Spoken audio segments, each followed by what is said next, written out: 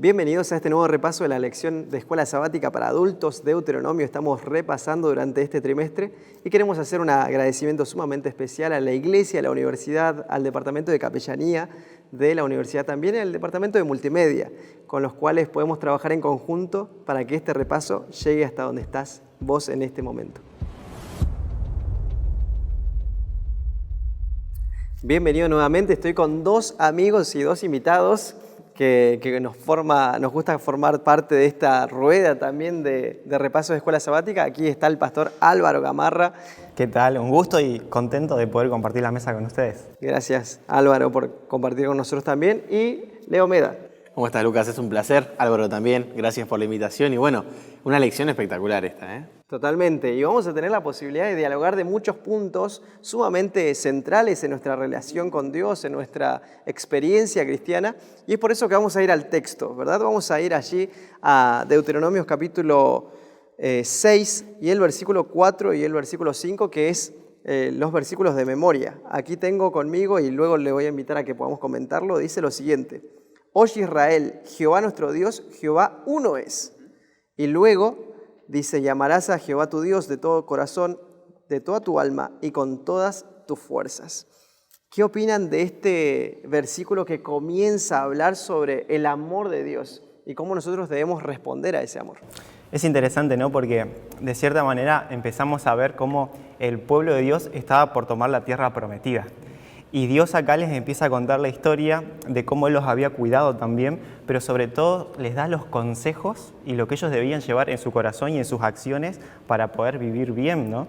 Y dentro de esto siempre recordamos, ¿no?, el Oye Israel, ¿no?, como una oración judía, como que Dios está hablando a su pueblo porque tiene algo especial para ellos, tiene un mensaje especial para ellos, y ese mensaje va muy de la mano con qué es lo que ellos tenían que realizar para ser felices dentro de esa tierra prometida que ellos iban a heredar, ¿no? Entonces, en ese contexto empieza Dios a decirles, ¿no?, todas estas palabras. No, y es impresionante cómo en dos versículos, o sea, en pocas palabras, porque si las contamos son 1, 2, 3, 4, 5, 6, 7, 8, 9, 10, 11, 12, 13, 14, 15, 16. 20 palabras. Dios revela un montón de cosas a nosotros. Por ejemplo, la unicidad de Dios, ¿no? Que eso es muy interesante. Totalmente. Que después a lo largo de la Biblia Dios se va revelando como una Trinidad, pero como un Dios triuno, que no vamos a tocar ese tema ahora, pero está ahí presente. El aspecto relacional de Dios con nosotros, es decir, que Dios quiere relacionarse con su pueblo, con sus hijos. Y este aspecto que Álvaro mencionaba, que es la Shema Israel, que incluso, además de oír, que puede significar eso específicamente, también puede significar obedecer. Y por eso es interesante el versículo del Nuevo Testamento que dice que la fe viene por el oír. Y el oír por la palabra, oír la palabra de Dios. Para el judío no había diferencia entre conocer la Biblia, entre escuchar acerca de la Biblia, el entender y poner en práctica.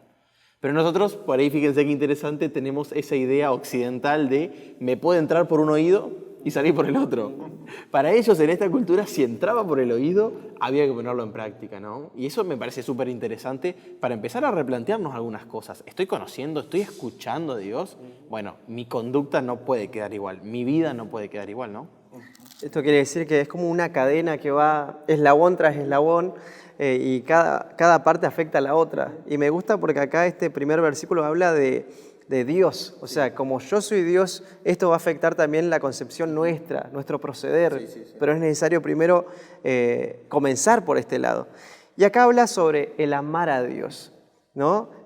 ¿Cómo nosotros podemos vivir en este tiempo como cristianos y cómo podemos manifestar ese amor por Dios? Está bueno entender, ¿no? Porque manifestar ese amor también va de la mano con lo que decíamos del temor, ¿no?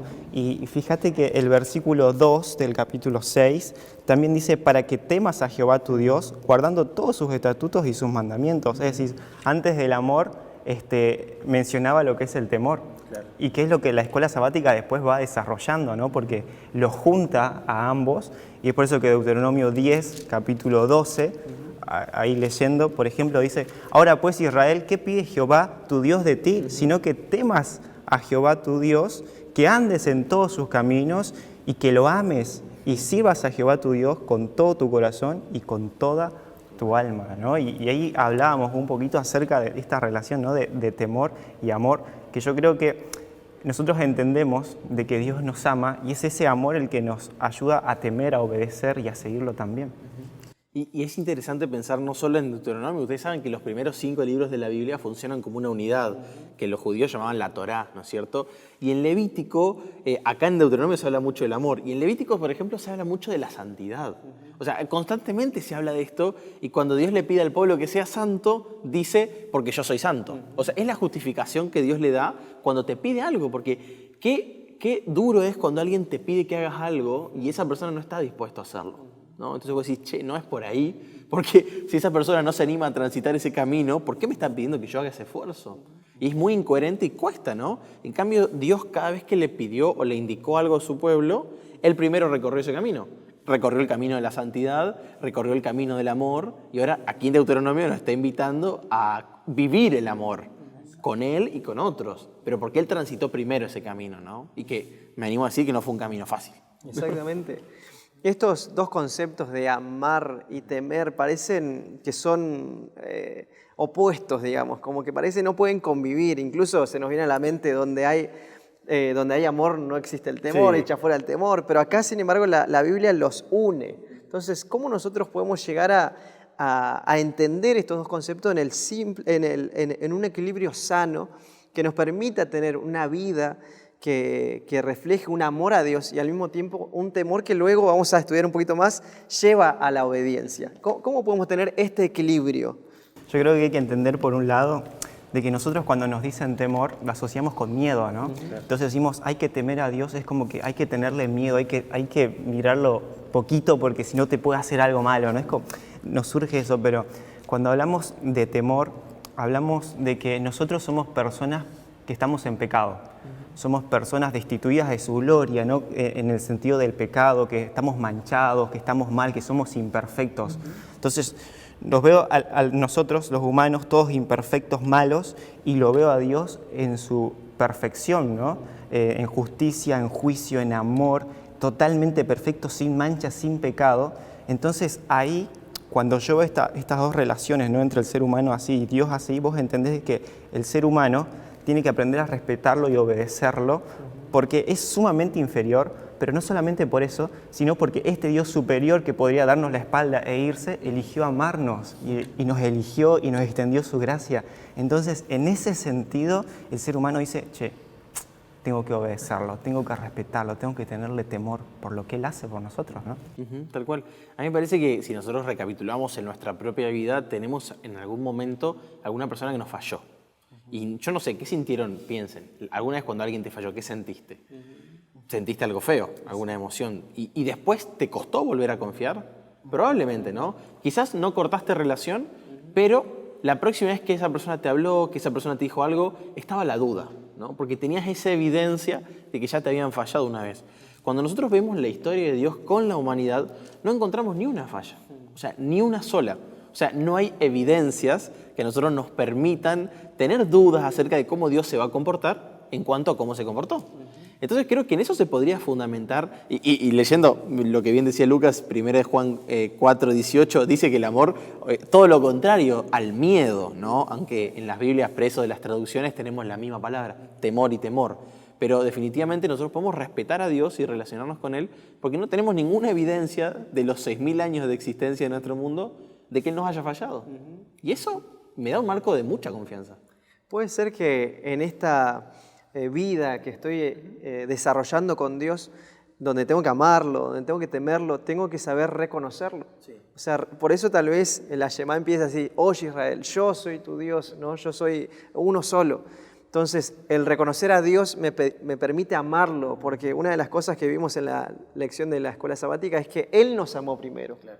Entonces, y luego también temerlo, porque Él hizo primero las provisiones para nuestra salvación. Entonces, ¿cómo el reconocimiento también ayuda en esto también, ¿no? El reconocer la función que Dios tiene, en reconocer cuál es nuestra situación, como decías Álvaro, nos permite poder vivir una vida conforme a lo que la palabra de Dios ofrece. Totalmente, y plantea. Sí. Y de paso te leo, por ejemplo, el libro de Efesios capítulo 2, dice, ¿no? Y Él os dio vida a vosotros cuando estabais muertos en vuestros delitos y pecados, entre los cuales también todos nosotros vivimos en otro tiempo en los deseos de nuestra carne, haciendo la voluntad de la carne y de los pensamientos, y éramos por naturaleza hijos de la ira, lo mismo que los demás. Pero Dios, que es rico en misericordia, por su gran amor que nos amó, aún estando nosotros muertos en pecados, nos dio vida juntamente con Cristo, ¿no? Y juntamente con Él nos resucitó y asimismo nos hizo sentar a los lugares celestiales.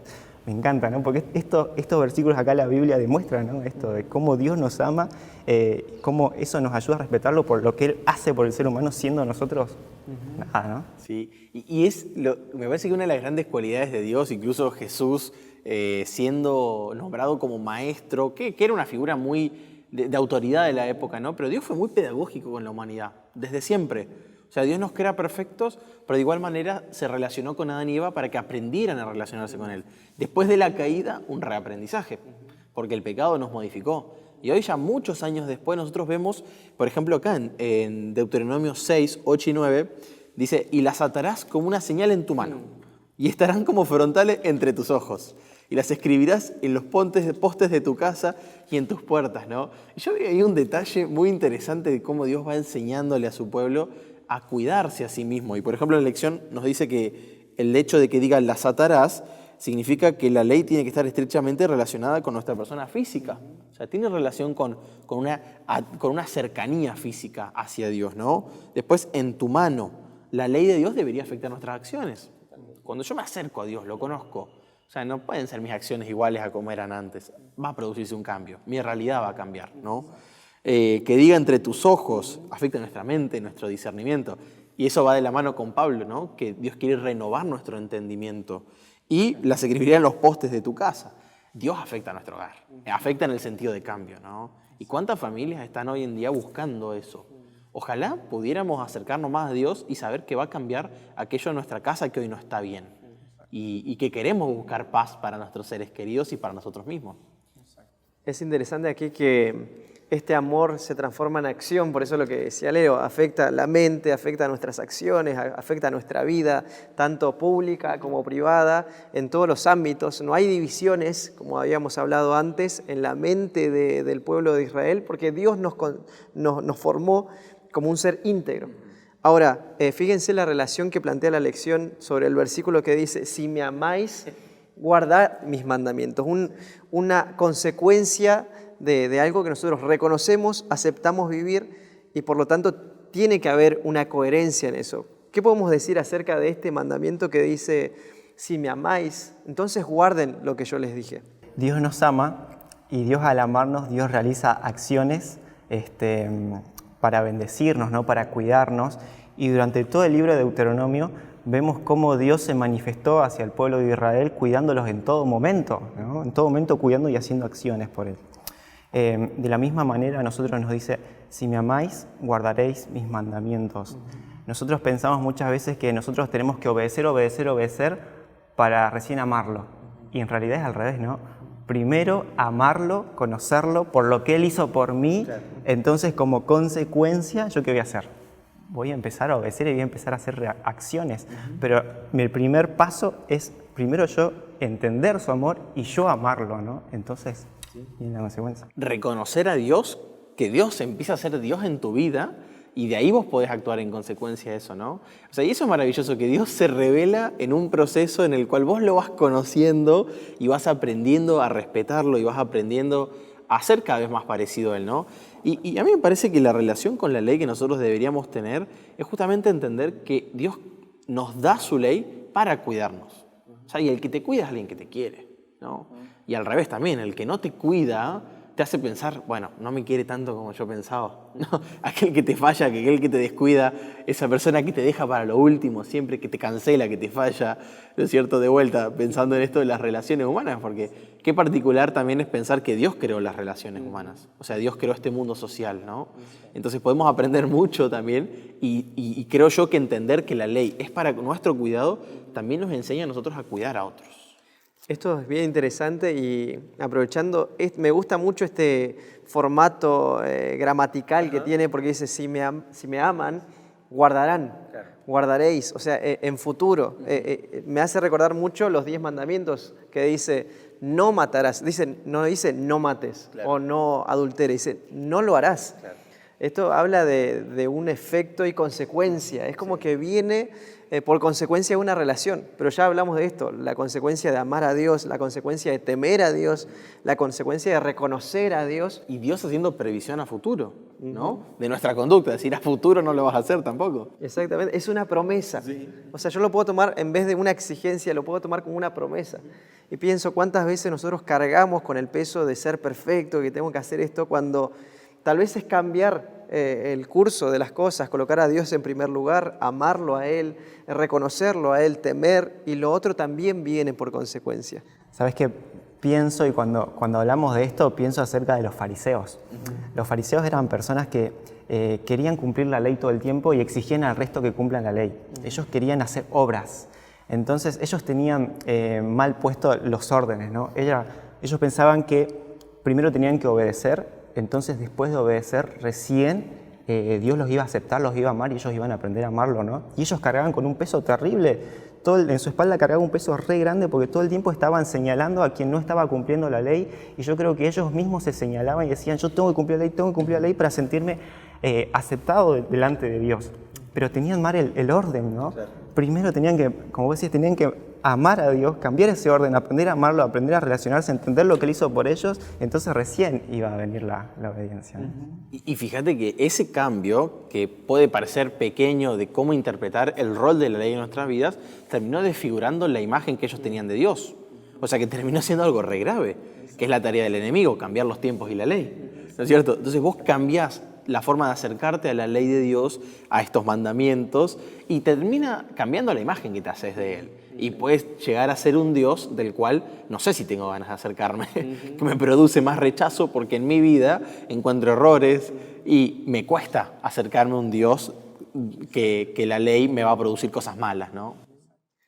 Me hace pensar que, como hablamos hace un momento, Dios, que es tan pedagógico en sus formas en el santuario, Él va a tratar de hacerlo todo lo posible para mostrarnos, primero, que nosotros necesitamos de Él, que Él es la puerta hacia la salvación. Y a medida que uno va avanzando y entrando en el santuario, vamos descubriendo diferentes etapas. Y la última es la ley. O sea, no es lo primero que aparece. Esto me acuerdo muy bien de un profesor que nos decía, lo primero que aparece es el sacrificio, es el reconocer que somos salvos por gracia, no que nos ganamos el cielo. Pero la ley forma parte. Entonces, si la sacáramos de nuestra vida, quedaría incompleto esa relación que Dios quiere tener con nosotros. Y estamos llegando a los minutos finales. ¿Algo más que ustedes quisieran expresar en esto que tan bien hablamos sobre amor, temor, reconocimiento, obediencia? ¿Algo más que nosotros podemos compartir para que de esa forma podamos seguir aprendiendo de esto tan lindo que es la relación viva con Dios? Sí, quizás yo pienso, ¿no? Y me pasa en un sentido personal, muchas veces nosotros amamos o seguimos a Dios por lo que Él nos puede llegar a dar o por lo que podemos llegar a evitar, ¿no? Y pienso en esto porque quizás hay personas, o a mí mismo me pasó, de que digo, bueno, voy a seguir a Dios porque yo quiero estar bien en mi vida, voy a seguir a Dios porque quiero estar mejor económicamente, voy a seguir a Dios porque quiero que mi familia esté bien, porque Él quiero que me proteja en todo momento, o voy a seguir a Dios para evitar el infierno, para que el día de mañana no me pase nada malo, ¿no? Es decir, no lo estoy siguiendo por amor, sino que lo estoy siguiendo simplemente por beneficio propio, ¿no? Entonces, reflexionaba en eso. Creo que nosotros en nuestra mente tiene que cambiar eso. Yo no sigo a Dios por lo que Él me va a dar o por lo que Él me va a quitar. Yo lo sigo a Dios por lo que Él ya hizo por mí. Y capaz que yo hoy en día vivo una vida donde las cosas me van mal, pero yo, a pesar de eso, yo entiendo que Él ya murió por mí, ya hizo el sacrificio por mí, ya pensó en mí desde la eternidad. Entonces, eso es lo que me motiva a seguirlo. Más allá de que yo reciba muchas bendiciones o no en la tierra, eso no me interesa, pues yo sé que Él ya hizo el sacrificio por mí. Tal cual. Y para mí cabe destacar esto a forma de cierre, de que la palabra amor en la porción bíblica que está escrita en hebreo, que es el Antiguo Testamento, aparece en 2 libros especialmente, en Deuteronomio y en Cantares. ¿Cuál es la temática de Cantares? La familia, la pareja. Y en Deuteronomio, el pacto, o sea, la relación entre Dios y su pueblo. Fíjense el paralelismo, es muy claro lo que Dios quiere que nosotros aprendamos del amor, de la ley, en relación primero con Él, que por eso podemos acercarnos porque nos amó primero, por eso podemos amarlo a Él, por eso podemos temerlo, por eso podemos respetar la ley, y que de vuelta eso se traduzca, ¿no es cierto?, en mejores relaciones con el prójimo. que de esa manera vamos a poder predicar mejor a Dios, si amamos mejor a nuestros prójimos, ¿no? Entonces, me parece que muchas veces hemos discutido si ir más hacia lo doctrinal o más hacia lo relacional en nuestra iglesia, y yo me quedo con esto, creo que lo relacional es doctrinal. Relacionarnos mejor con Dios y mejor con nuestro prójimo es lo que la Biblia quiere para nuestra vida, ¿no? Sin lugar a dudas, al leer estas partes de Deuteronomio y entender que debemos reconocer a Dios como nuestro Dios personal, ahí como decíamos, en tú, no a nivel plural, va a afectar también nuestra relación que tengamos con Él, el amor que tengamos con Él, el temor hacia Él y por consecuencia también la obediencia y los frutos que tendremos por los cuales seremos bendecidos. Realmente nos ha gustado, gracias otra vez Leo, gracias Álvaro por acompañarnos en este repaso y gracias a vos, a quien te invitamos que si ha sido de bendición puedas compartirlo, puedas darle me gusta, puedas seguir estudiando la palabra de Dios junto con nosotros. Te mandamos un abrazo grande.